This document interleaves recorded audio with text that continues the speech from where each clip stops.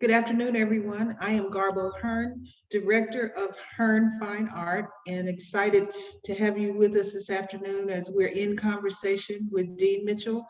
Welcoming Dean Mitchell back to the gallery. We met in 1997, and this is our fourth exhibition, and it is amazing as usual. And we're just excited to have you with us, Dean, and thank you so much for the continued relationship and the work that you do. This evening, the conversation will be moderated by Anna Hearn, who is our Director of Outreach Education and our tech person as well, and my daughter. So this is a family affair. And so thank you, Anna. And I'll turn you over to Anna and Dean. Thank you. Hello, everyone. Welcome. I'm glad that you're joining us. I'm going to start off telling you a little bit about my life and my background as an artist. I grew up in a small town of Quincy, Florida, which is about 21 miles away from Tallahassee, just west of Tallahassee. And I grew up in the rural South where, I worked in tobacco as a young kid. I also shook pecan trees. It was my grandmother who got me interested in painting by getting me a paint by number set. But my mother, out of the 4 children that my grandmother had, as I matured and became more interested in art and wanting to make a career out of it, my mother advised me that I could not possibly make a living as a Black man selling pictures, and so I had to rethink this and think about something else. But I had teachers, and I had a lot of influence, people who influenced me and helped me along the way. And I wound up enrolling at the Columbus College of Art and Design in Ohio. That was definitely an education for me, because there was a museum right next to the school that I went to. And in fact, the first time I went to a museum, I noticed that there were no paintings of African-American people. And this was in around 1975. And so I learned a lot from reading and understanding about the history and the narrative of African-American artists, how they've been let out. I mean, how they have been shut out of the museum world in different ways. And so I came up with another approach to get known as a painter. I majored in illustration, minored in advertising, but my goal was always to be a painter. But unfortunately, I was discouraged because they said it was very difficult to make a living. And so the way I got known as an artist is I entered competitions. And competitions was the way of launching my career and keeping my anonymity, where people didn't have to know that I was a person of color. And so I wanted people to just look at the work, because I kept hearing all the different obstacles about artists of color not being able to make it based on things I was reading and things I was hearing from older artists who were much older than I was, and seeing the difficulties that was for them to try to get known as a painter. So I figured art shows were the best way to just have people look at the work and not necessarily see me. Not that I was ashamed of being a person of color, but I realized that there was just a lot of problems there. And so this was the way I overcame a lot of those, was by entering different shows. And so over the years, I ended up getting magazine articles and different things like this. And this is where Garbo comes into the story, is that I got a large article in American Artist magazine, and one of the first museum shows I had was in Poplar Bluff, Missouri. And Garbo and her family drove up from Little Rock and met me, and we started a relationship. And this is how I wound up at Hearn Fine Arts. And we have had a relationship now for a good 25 years. And she's a very good person and a very good dealer. And I like the fact that she took the initiative, her and her family, to drive up to meet me, because at that time I didn't have an African-American gallery at all that had ever handled my work. And most of the galleries that I knew of, they were all owned by white people. And so it was very, very rewarding for me to meet someone who owned a gallery who was a person of color. And so anyway, that's my story up to this point. And so again, I've overcome a lot of obstacles because I decided I was just going to work hard. And so that hard work has paid off for me.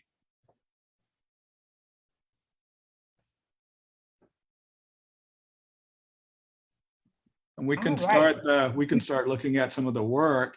Now that I have a body of work at Hearn Fine Art, and this is really a celebration of 25 years because again, this show started off at the Margaret Hallward Art Museum, and Margaret Hallward Art Museum was in Poplar Bluff. This was the museum that Garbo and her family drove up to meet me, and this show came from them because they wanted to celebrate those 25 years as well. And so after the show, the body of work traveled to Hearn Fine Art, and this is part of the collection here. The first one I'm going to talk about here is called Barn Shadows.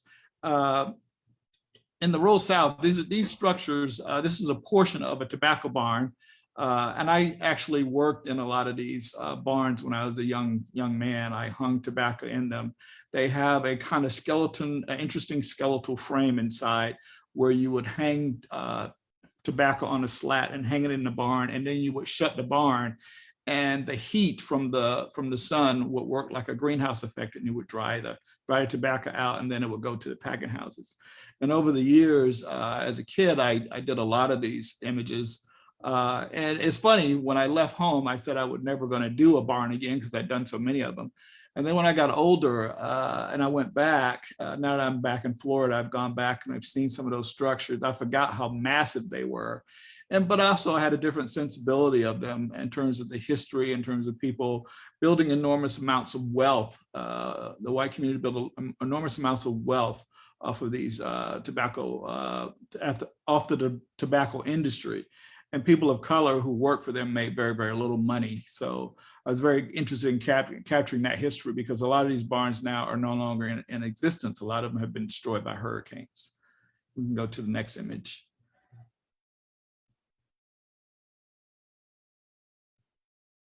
This was from a book I did with Dr. Maya Angelou, the late Dr. Maya Angelou, and Wynton Marsalis also cut a CD for this particular book.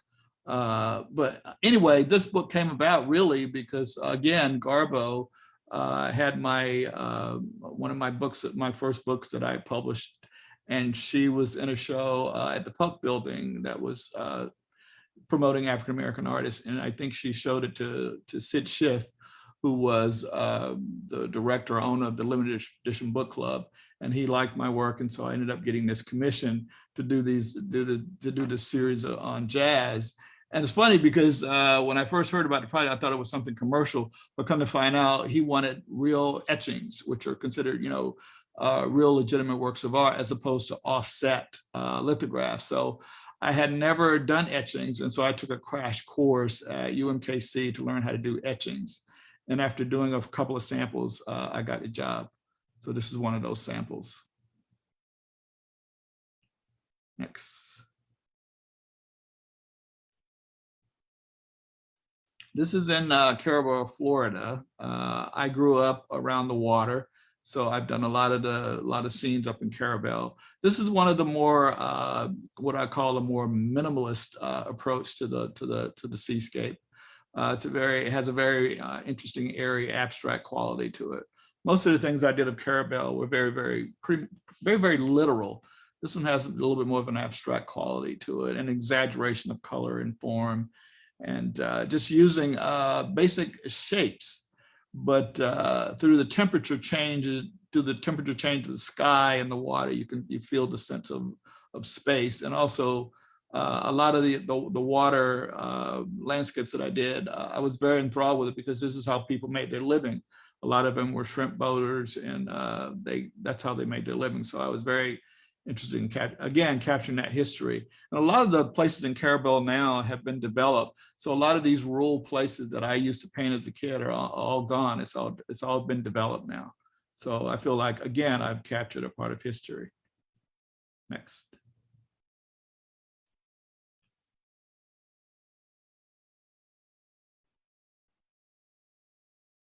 This is a series of paintings. This is a watercolor, a transparent watercolor.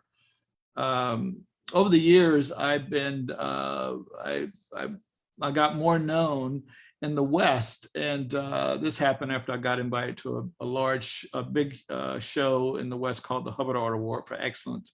and which is in 1990, they were giving away, top prize was $250,000. I was the only artist of color in this particular show and one of the youngest artists in the show. And it's funny, after being a part of that show and one of my paintings selling to the sponsors for quite a bit of money, I ended up getting invited to a lot of shows in the West.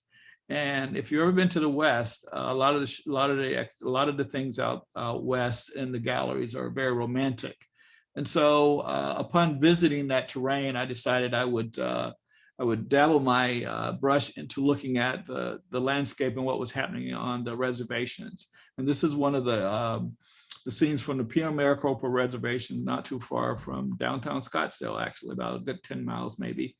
And I was very, very taken with the space because it reminded me of how I grew up in the South. And so when I saw a lot of this, I recognized why there was so much alcoholism and different drugs and all these kind of things on the reservations, because I grew up like that. And I grew up with uncles who were alcoholics and different things. And I recognized the psychological impact of poverty in these spaces.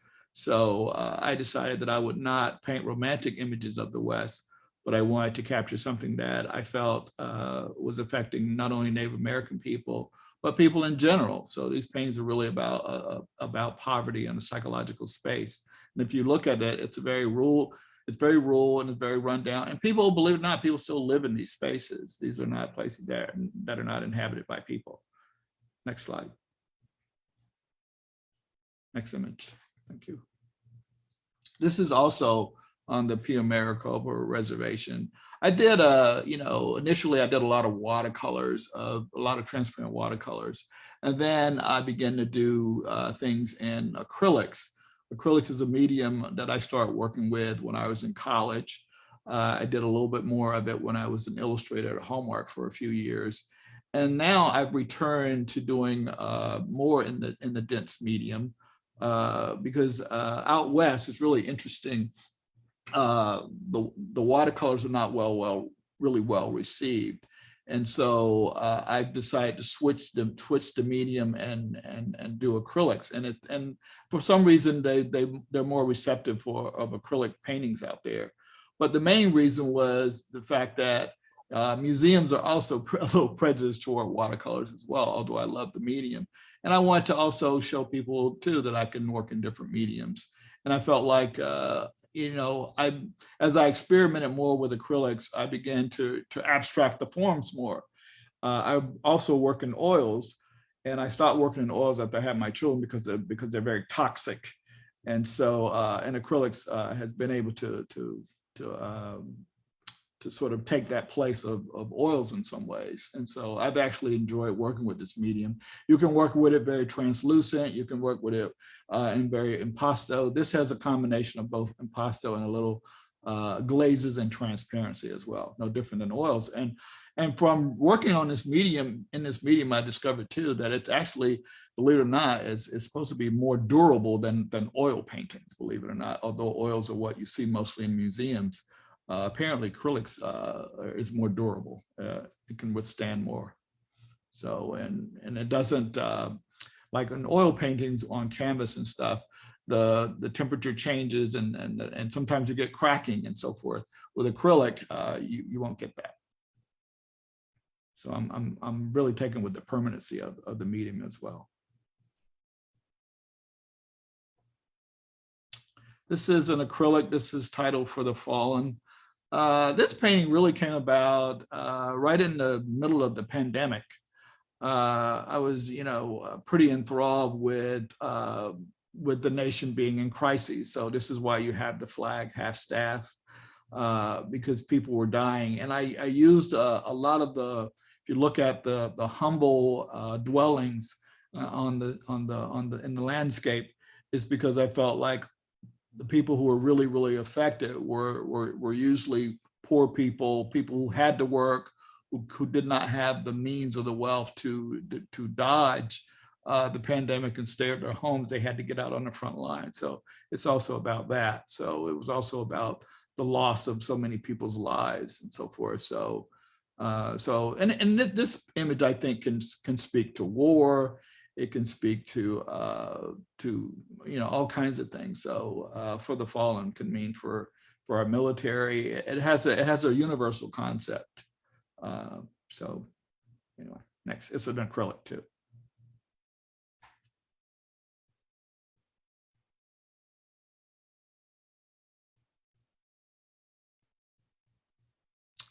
New Orleans. This is one of my scenes from New Orleans. I think I have quite a few paintings of New Orleans.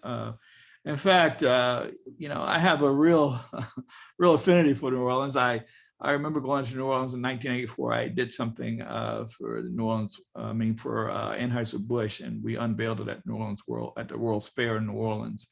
And I'd never been to New Orleans, but I think this was in 1984, my first visit. And I really actually fell in love with the space. I fell in love with the architecture, with the light, with the Southern light there. I was really enthralled with the space from not only just a historical standpoint, but when I looked around, the buildings, the space was so wonderfully put together in terms, there was so much abstraction in terms of the way light hit the structures, because I see things in a very abstract way. I see broad shapes and bold shapes, and so when I hit New Orleans, I mean, I just went crazy for that city, and at one point I did have a gallery there that handled my work. And that particular gallery established me financially. I got so much response from New Orleans because it was first of all, it's an international city, and I loved the space. But not only that, was the fact that the people responded to my African-American imagery there. Out of all the places that I had shown my work, you have to understand, this was a good, good 25 years ago, good 20 years ago or more.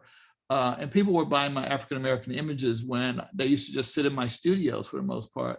And I wanted with a gallery in New Orleans, and they were selling my African-American images. So I was really, really taken with the space and the openness of it. And people who traveled there responded to my work so well. So I have a real love for New Orleans. You can keep showing New Orleans. Yes, thank you. This is also the French Quarter. And so I just did a large series of paintings of New Orleans. And now I'm actually working on a third book. I've done 2 books already. I'm working on a third. And New Orleans will definitely be a part of that, because New Orleans has played a huge part in my development as a painter. You can go on to the next one. This is Gary Dale. Gary Dale is actually, this is a transparent watercolor. Gary Dale is actually the daughter of a young, well, I shouldn't say young lady, now she's probably deceased now, that my Uncle Ben used to date. And I opened my own little gallery in Quincy, and she shows up at my gallery. And this is actually from her visit there. But I grew up with her and her brother Reginald, and one of her brothers we call Tootsie. And Reginald, I used to climb pecan trees and so forth together. But anyway, this is a painting of a childhood friend. Gary Dale. Next. This is titled Ghost. I just talked about the West. This is actually about the West, and I've gone to a lot of these Western museums, and I noticed that the Native American people were almost sort of suspended in time, where most of the images of the Native American people, they were always in their native gear. You hardly ever saw them, dressed in contemporary clothing, at least in the narrative that they showed at the museums. And so I ended up putting this kind of this Indian head kind of with their Native American paint and all this, almost like they're suspended in space and time in terms of the imagery that people were willing to accept. So that's why it's titled Ghost. So oil painting too. This is an acrylic. This is called Living in the Shadows. When I was out at the Native American reservations, I noticed a lot of Native American people walking around and fixing cars, no different than they did in the African American community. They had, cars that were, pieces of cars they were putting together and trying to make them work and different things. And so, I felt like one of my friends who took me out to the reservation, the first time I'd ever gone to one, he said, "Wow, look at all the poverty," because he was out there and he rarely even went to the reservation. And I said, "Yes, these people are living in the shadows," and so that's why it's titled "Living in the Shadows." And the figure is almost in a very, very shadow space. So next, it's an acrylic.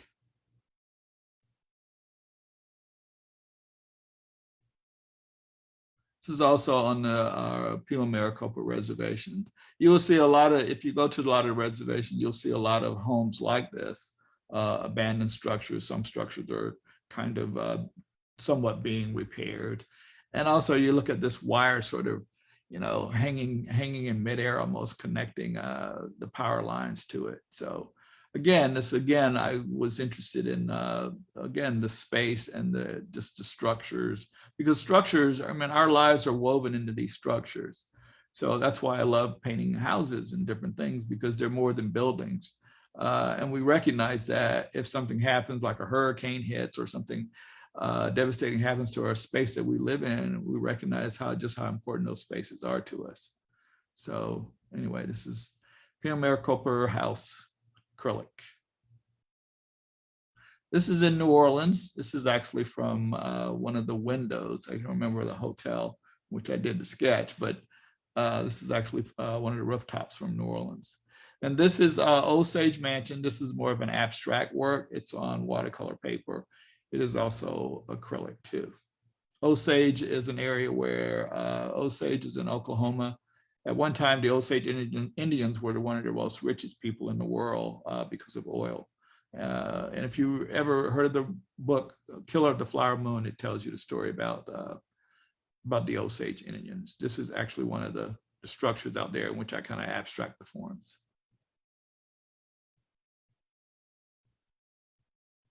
This is also, this is in New Mexico. It's titled Outskirts. On some of my excursions out west, I noticed that there were a lot of spaces like this where there were power lines, but most of the spaces were pretty much in isolation. This is one of those structures that's sort of sitting out in the wide open vastness of the West. Again, and if you notice, there's not many clouds or anything like that in my work. And I'm actually abstracting the sky even, as well as the landscape. So it's a way in which I'm just sort of minimalistly putting my own personality to the space. This is also on the Pima Maricopa Reservation. There's different structures with different, different types of windows. And I actually exaggerated the color of the sky and to try to give it a different kind of mood and feeling.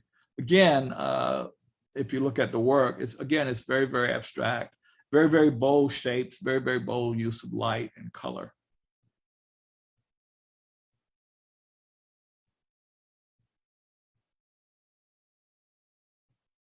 This is actually another one out west as well. This was actually on an apple farm, I believe in some part of, I don't know if it was New Mexico or Denver, Arizona. I went through 3 different states, and this is just a portion of that structure. And then you see the pine tree sort of overlapping part of the structure and the use of light and shadow. If you look at a lot of my work, there's a very heavy use of using light and shadow to define form and atmosphere. It's acrylic and watercolor. Some of this is transparent watercolor as well. This is in Utah.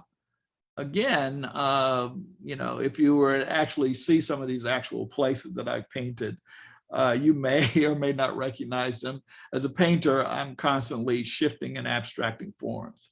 This is, again, another one of those structural rule images in which I'm really abstracting the form and again, bringing my own voice to it through color and form and a kind of abstraction, which is why I think a lot of curators tend to like my work. It's not that it's so realistic.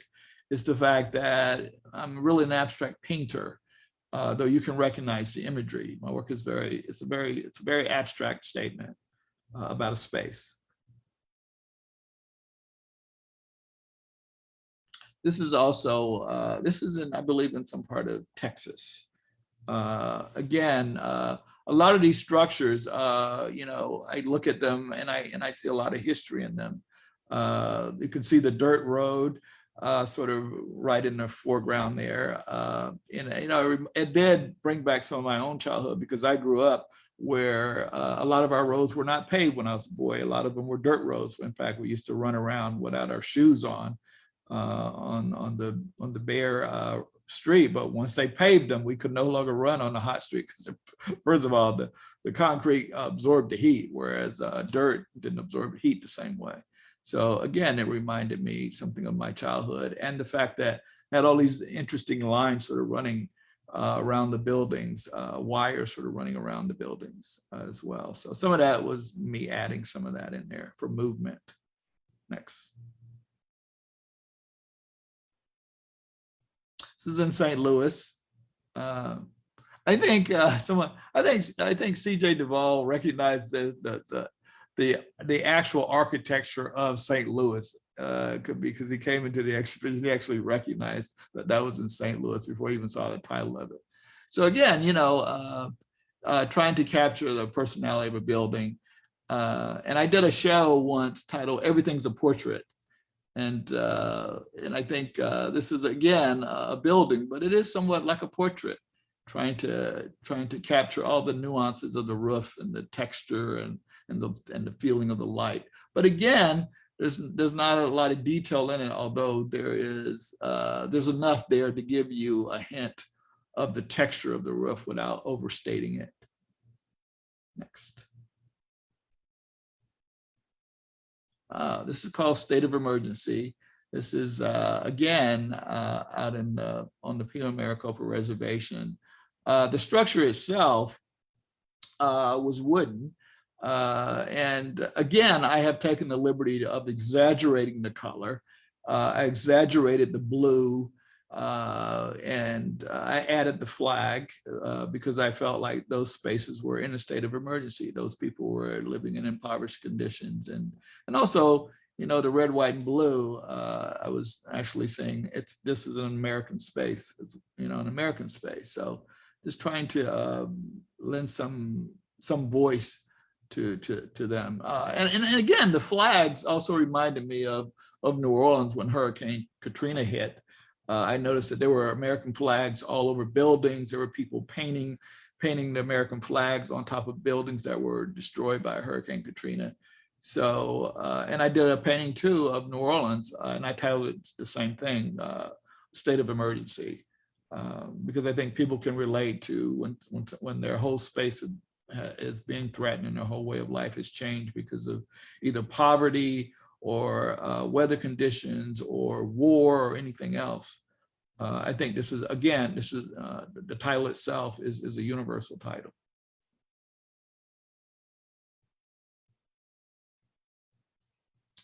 And this is TJ. TJ is a doctor I met in Kansas City. I did a number of portraits of him, and this is one of those. I believe he is battling with Alzheimer's in this particular painting. I did a whole series on TJ. This is a small acrylic study of him. This is titled The Immigrant. This is an oil painting. I actually was really taken with whenever people try to come to this country who have a very little education or whatever, they're always having to work in minimal jobs like this. And so I was really just trying to say something about the working class people who come into this country who have very little. That's why it's titled The Immigrant. And you can see he has no shirt on his back or anything like that. He has a hat on, and he has this this broom. It's probably it could be a shovel, it could be a broom, it could be any tool that you use to do manual work. So, and it's titled The Immigrant. Again, the painting is very, very abstract. It's very minimalist. But it evokes a certain kind of emotion when you look at it. Next. This is in Kansas City. This is called Urban Door. You know, I'm always taken with doors because doors to me have always symbolized a lot for me growing up. I remember hearing a song, James Brown, one of the lyrics was, I don't want you to give me nothing, open up a door and I'll get it myself. So I've always been kind of taken with doors as being either locked to you or open to you, or doors can also symbolize a new path. So doors have a lot of meaning to me. So I've done a lot of different paintings of doors. And so anyway, thanks.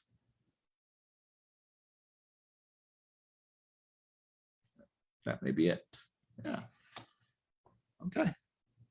So if there's any questions anybody have about my work or my career as a painter, I'm open to them. So feel free.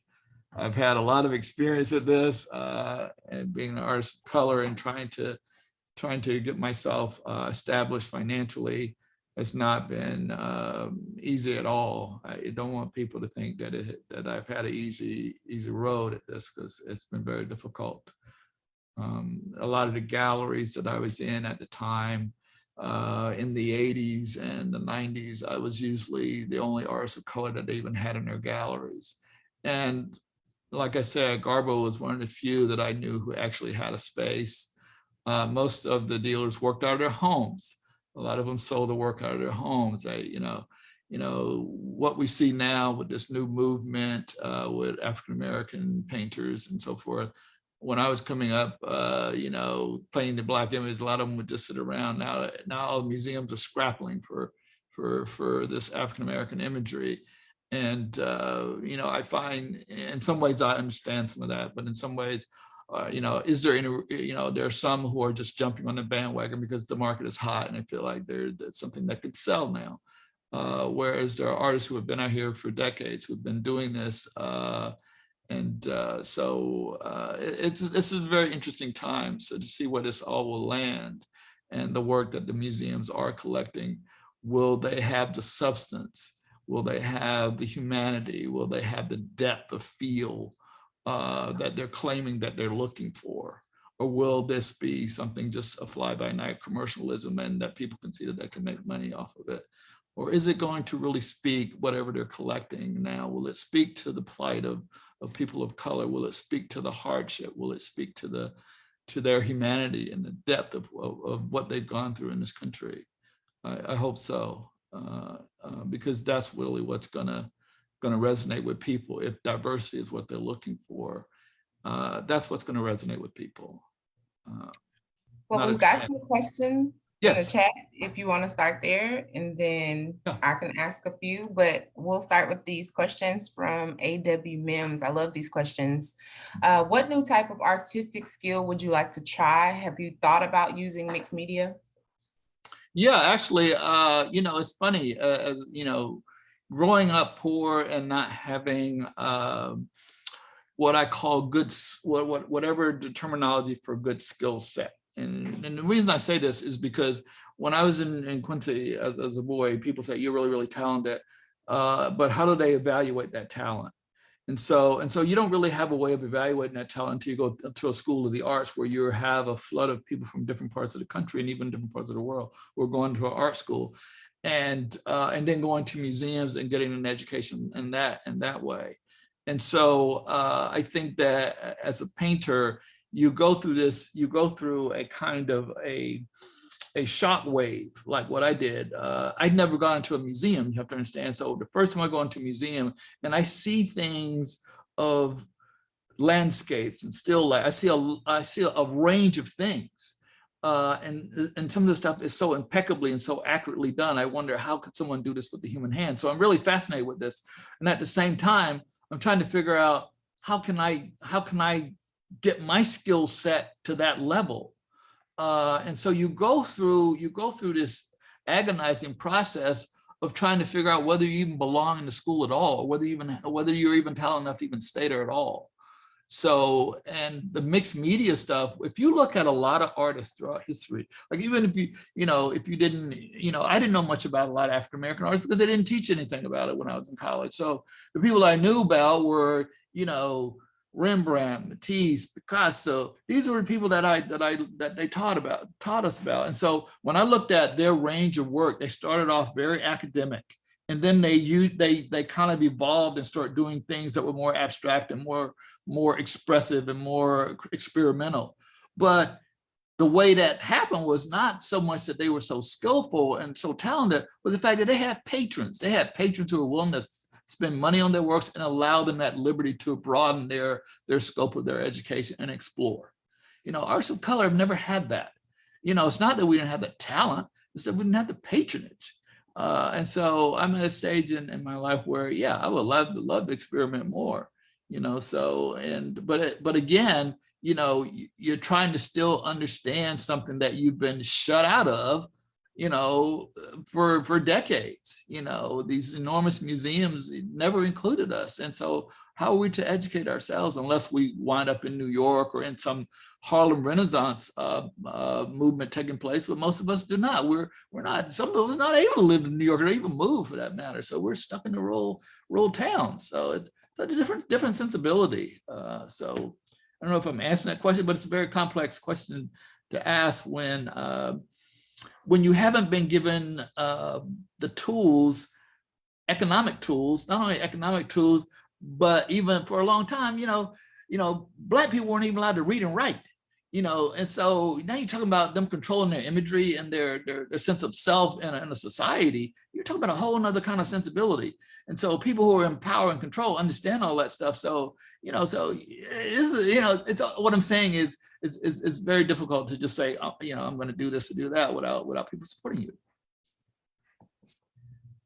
Let's turn to the work. Another follow-up question from AW Mims. In your artistic process, how do you know that a piece is finished enough for you to leave it alone? I don't. That's the problem. Yeah, that's a good question. I don't, and that's why sometimes I like to get it out of the studio, because sometimes I'm gonna, if I keep looking at it, I'm gonna keep messing with it. I'm either gonna make it better or I'm gonna totally destroy it.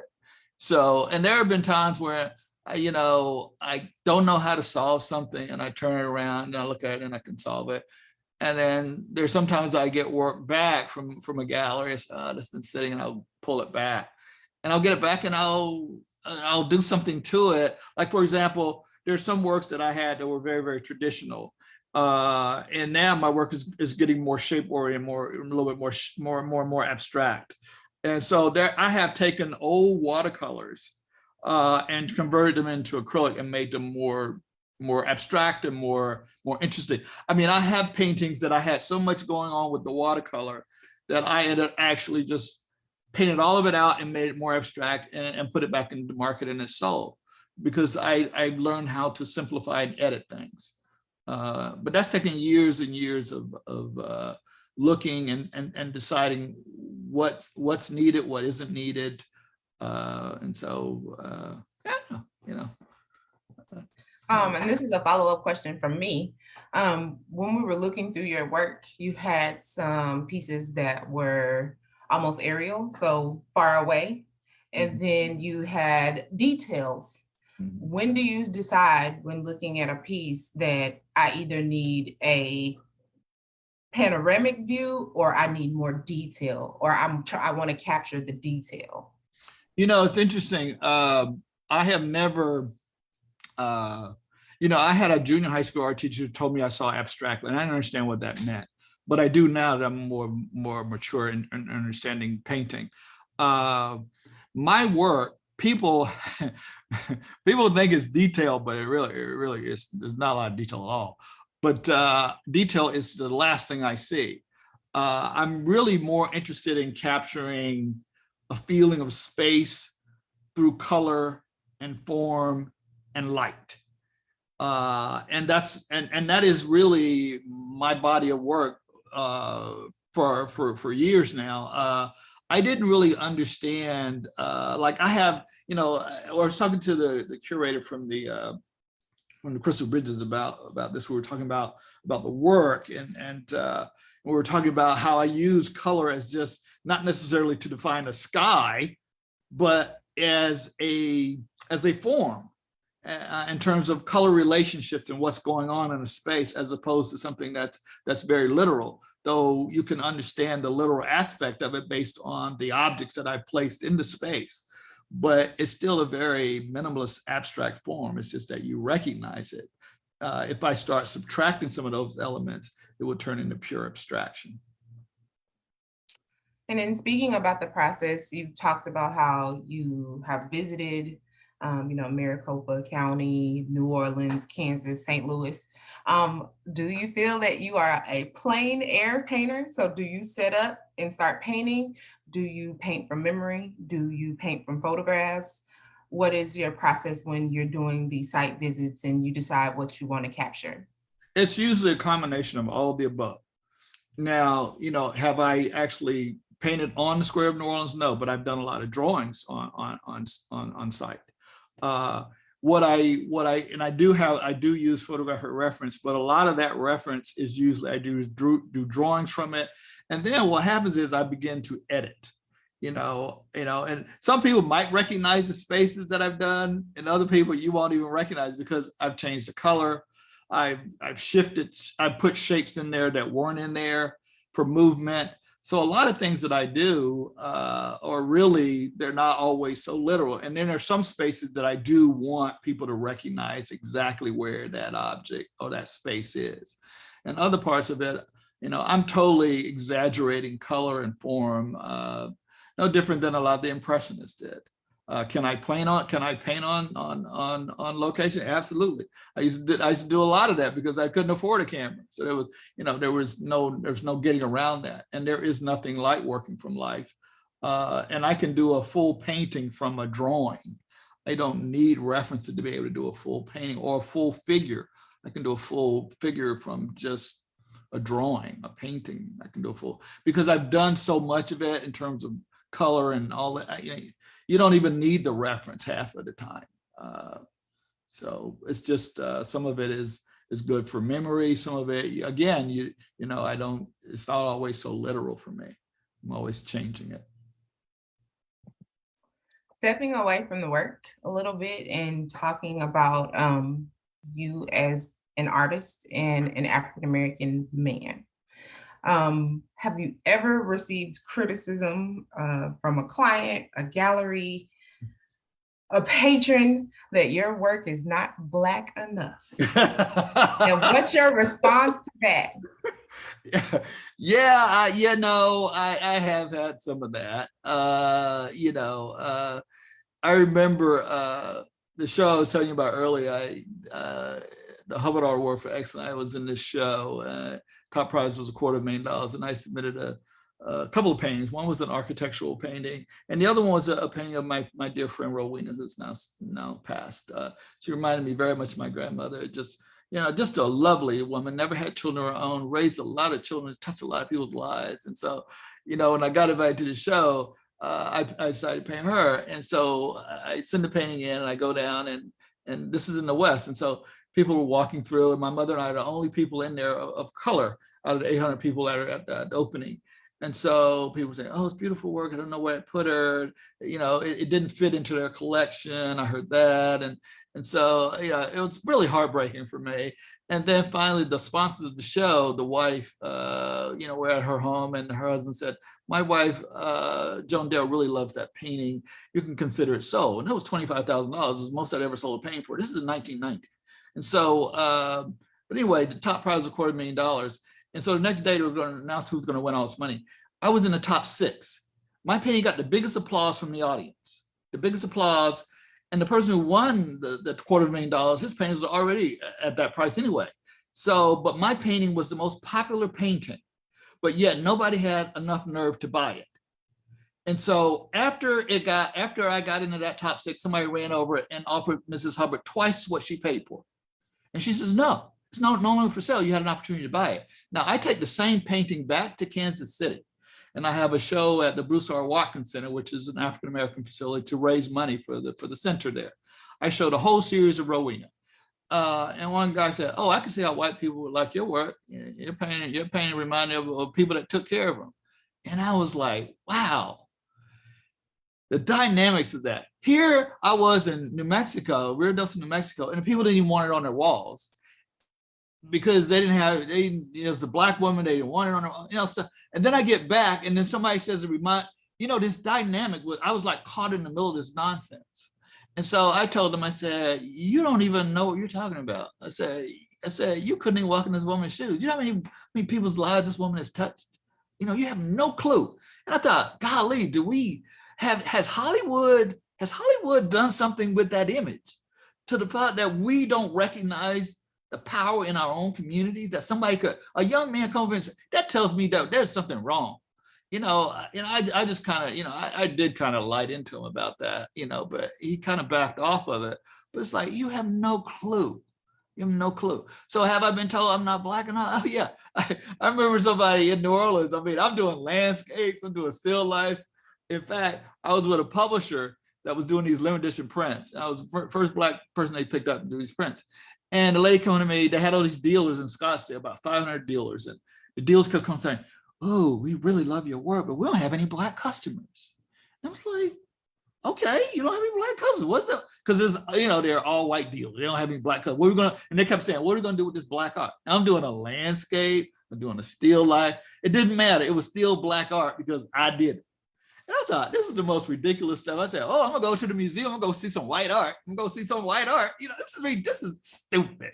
This is nonsense, So I take offense to that. And now I am a painter who likes to paint different subject matter.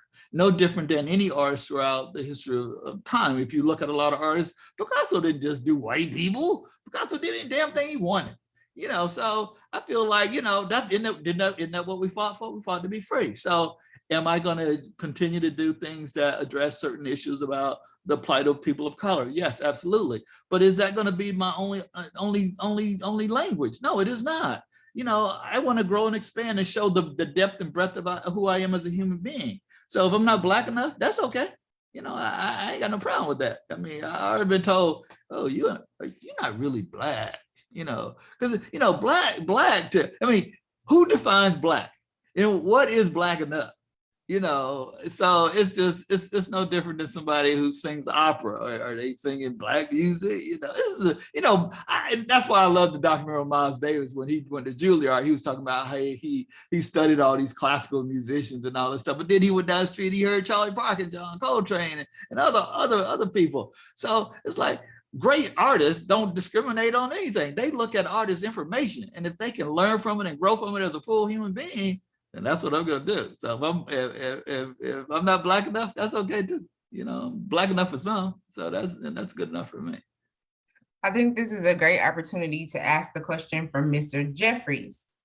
So Mr. Jeffries asked, and I'm gonna kind of paraphrase this a little bit, when you have white artists that tackle the Black experience or Black subjects and are more financially successful, what are your thoughts on that? Do you feel like, how about this? Let's go from this angle. Do you feel proprietary when it comes to Black subjects?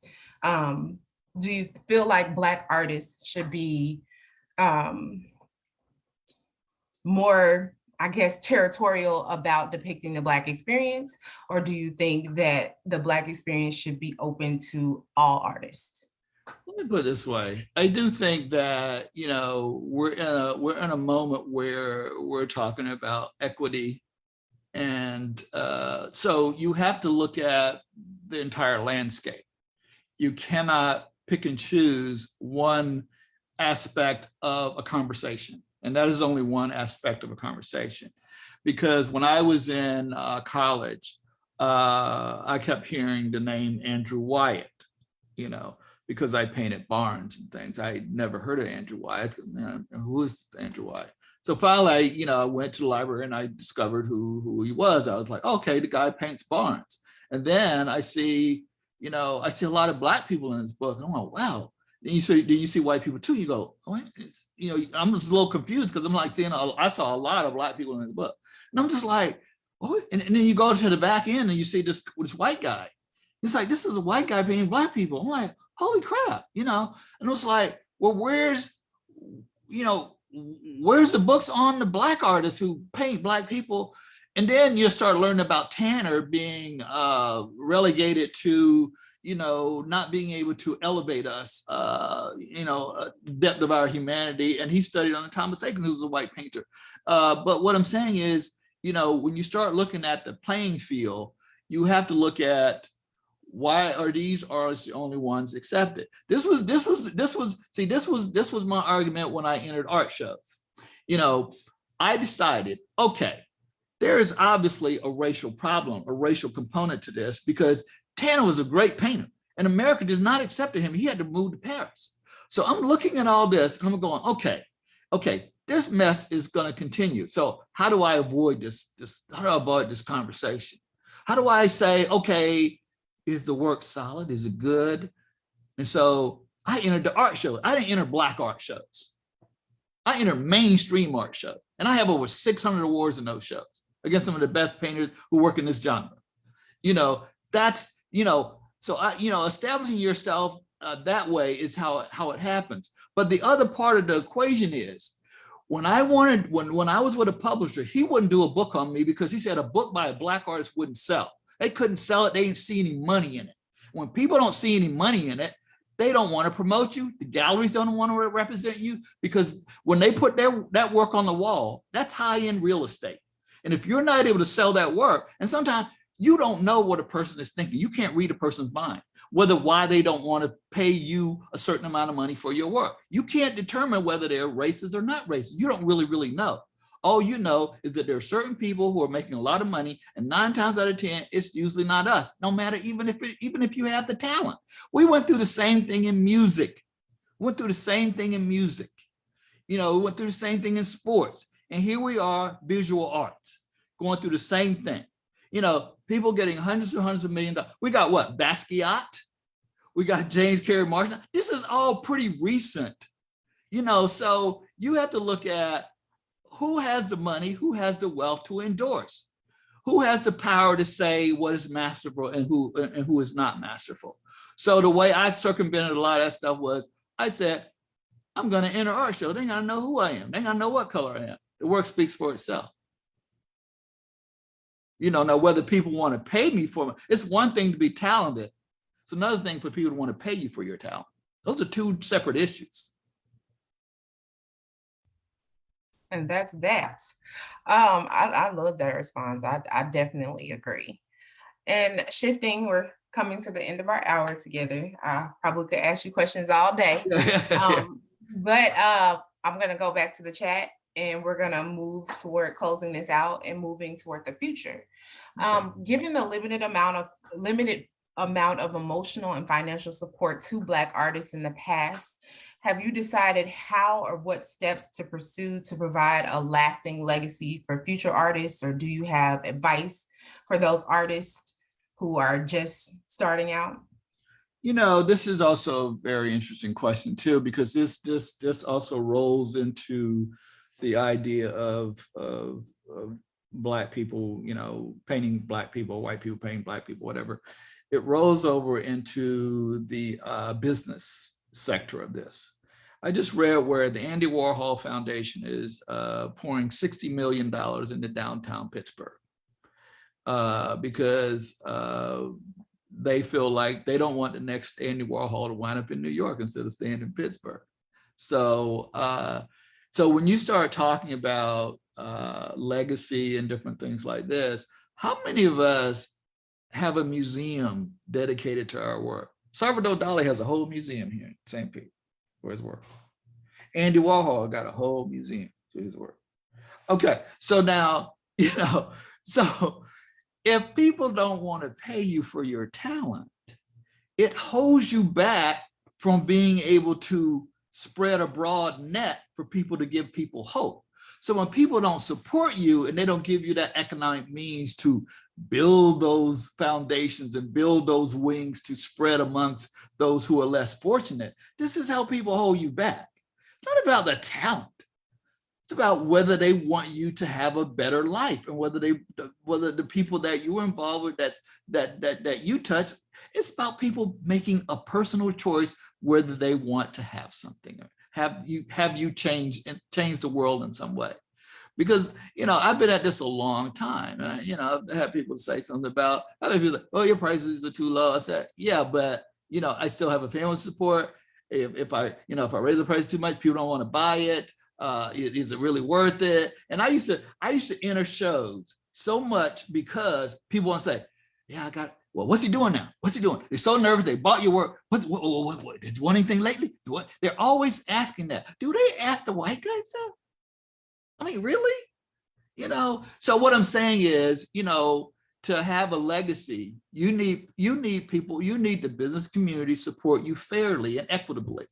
And that has not happened. Some of it's starting to move forward, but in order to preserve that hope, I feel like I preserved some hope when I did my book. You know how many people, this book was done 25 years ago.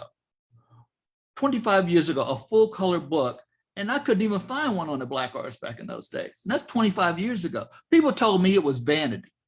It was vanity press.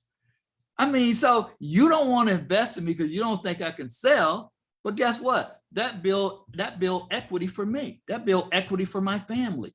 That book helped me put my kids through some good schools.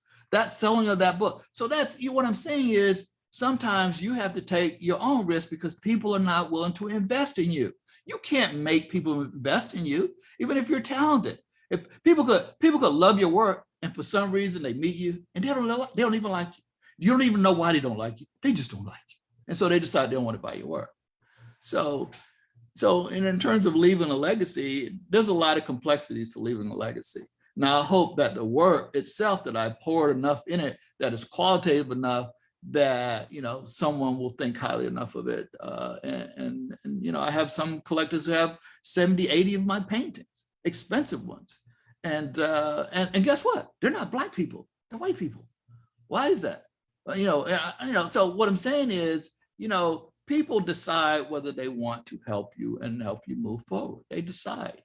And so if they see how you're living your life, I don't waste my money. I used to give a scholarship at my alma mater years ago. I used to give a scholarship that will help children. When I got married, I started having children, I had to rethink that. Now, had my career gone a lot further and I would have made more money, I would have still been able to take care of my family and do that. But the circumstances around certain things and politics didn't happen. So I have to back away, and here's what I can do and here's what I cannot do. And so you have to pick and choose your battles. When you have people supporting you and willing to really spend money on your talent, your canvas is bigger. Your power base is bigger. That's how it works in a capitalist system. That's just the way it is. It's not going to change. All right, I have 2 questions remaining. 1, are you an art collector? Are there artists that you're excited about what they're doing? Tell us about your art collection. Is it all just Dean Mitchell? No, it's not all Dean Mitchell. I mean, I have some Ed Whites. I have a Ron Hicks. There are artists that I really like. I have another sculptor. His name is George Carlson. Is a beautiful, wonderful sculptor. I have different things that I bought over the years. It's not a large number of works, and I have some ceramic pieces and sculptures by different artists. So it's across the board, and it's not even all African American. Some of it is and some of it isn't. I don't buy art like that. If it speaks to me, I think I can afford it. I usually get it. And when I was very successful in New Orleans, I would go to the galleries in Kansas City, and I would walk through, and sometimes I would buy something that I really liked, and I was getting more known, and people would see me buy something, and I would do it on purpose. I'll have to admit, I would go down there looking to buy something from someone if I hope I find something that I really wanted, because I know if I walked in and I bought something, people were looking. And so I recognize the power of endorsement. I recognize that somebody did it for me. And so when I got more known and I had the financial means, I would go and buy things from artists. I have a nice quote by an artist named Sonny Ruffins, who live in Kansas City. Beautiful. I have 4, 5, 6 of her things. And she talked about how I was the first one to buy something of hers. And I remember walking in and seeing something of hers. I want that one. And she said, "Oh, well, Sprint's looking at it, the corporation Sprint." And I said, "Well, is Sprint writing a check now?" She says, "No, Sprint." I said, "Well, I'm writing a check, so it's mine. So if Sprint come back, maybe they'll get something else." So So I've had that kind of luxury and joy of being successful. And this is, again, how you encourage and pass on wealth. So if people want to know what I do and how I inspire, it's more than just painting. It's also, I also put my money behind something too, when I see something that I like. And I know people are watching when I buy something. When I was in Kansas City, I was getting more known and people recognized me. So I recognized the power of endorsement. So that is another way. And then I've gone to, and I've given lectures. I've had people to drive 4 or 5 hours with their children, with stuff in their trunks of their cars. And I've stayed after my opening up, looking at a kid's work who's 15 or 16 years old, thinking about going into art, and looking at his work and encouraging and taking him through the gallery and showing him my work, and he's seeing the things that are sold. And that inspires not only him, but it also inspires his parents, like, wow, you can make a living at this. So, but if they don't see that, they're going to say, no, baby, you can't do that. You ain't gonna be able to do that. So there's different ways that you can also have a legacy. There's different ways to have a legacy. And my final question is, this show is called Dean Mitchell, The Return. What does the show entitled Dean Mitchell, The Future look like? What's next for you? Actually, it's funny. I do think that I will always love imagery, the real, the sort of the marrying of abstraction and realism. I do think my work is becoming more and more minimalist, more and more less pictorial. And it's probably gonna, at some point, it is gonna wind up pure abstraction. I can tell you, it's if I live long enough, it's gonna go in that direction, because it's just an inevitable process for me as a painter. And the one thing that I notice, even when I've had small retrospective there, I have some with museums, you can see the evolution of the work. It's going in that direction regardless. And it's because I am no longer enamored with making something just look like something. I'm more enamored with color relationships and forms and abstraction, and also the political aspect of things too is starting to creep more into my sensibility as a painter. So history is always there, but the modern world is also becoming more prevalent, particularly with some of the structures I've done of large abandoned warehouses and things that used to be large corporations people used to work at these large factories that are now abandoned. So I have begun to look at those structures some too, on their effects on families and the deterioration of that. But I do think that the work is going to wind up going into pure non-objective abstraction. It's inevitable. Awesome, thank you. So at this time, I would like to allow people to unmute themselves. I hope that I've captured the questions that have been asked in the chat, but our guests in the Zoom, do you have any follow-up questions? Would you like to hear insight on anything else? You are allowed to unmute and ask your questions. Yeah, I like questions. I like do you have any comments you want to share? Man. You all are able to unmute and share if you'd like. Yeah. We don't even have to see you if you're bashful. Right, you can unmute, your voice. Ask your question, say your comment. I'll give you 30 seconds to do so. We did have some great questions, and all those questions. You did. And I do know, in terms of like the Black imagery, when I talked to my Andrew White, I had not even seen any real academic paintings of people of color, and just trying to learn how to mix the colors became a challenge for me as a painter. It took me years, because they have a lot of workshop and different things that they have now, videos. When I was coming up, they didn't have all that. They did have workshops, but you had to have money to go to Paris, and you had to have money to to study under older artists who were more trained in that way. So the way I learned was I went to the museums and I put my face as close as up on stuff as they would allow me. And I read books. I read book after book trying to figure out stuff. I read books to try to figure out how to use watercolors. I had to learn the difference between a student grade oil paint versus a professional grade oil paint, because there are differences. When I was in New Orleans, I was using student grade paint because, first of all, I couldn't afford the expensive paint. And then when I finally did start getting more expensive paint, the guy said to me in New Orleans, he said, "God, these paints are getting so much better. What are you using now?" I said, "Well, first of all, I'm using better paint, a better grade of paint, because I can afford a better grade of paint." You know, so I noticed a difference in the texture of the paint and the way it slides across the surface, and the richness and the lushness of it, and the pigmentation of the paint is totally different than a student grade paint. So again, you know, again, the financial part of something and perfecting something is also linked to the materials that you buy, unless you're doing some kind of outsider thing, which, you know, which is fine too. But, you know, if you're doing the kind of classical type work that I was doing, then the materials do matter. They matter. But you know, art is a learning process. It's not a simple thing, especially when you're poor and you don't have the means.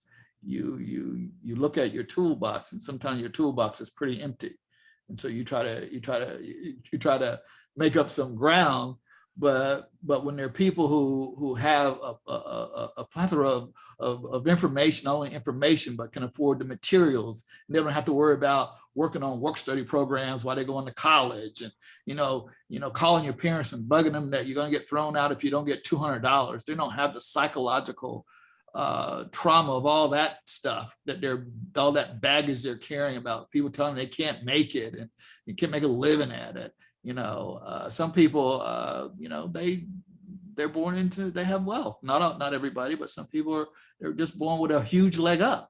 And so you figure out, you gotta figure out how to run a lot faster and a lot quicker in a short amount of time to be able to compete in a world that's highly competitive as fine art. It's just the way it is. Okay, we got one final question, and this is from one of your collectors. He said he owns a watercolor in both of your books, Mr. Curtis Jeffries. He said you have an amazing use of light. He would love to know who inspired you from an artistic point of view. Oh, you know what?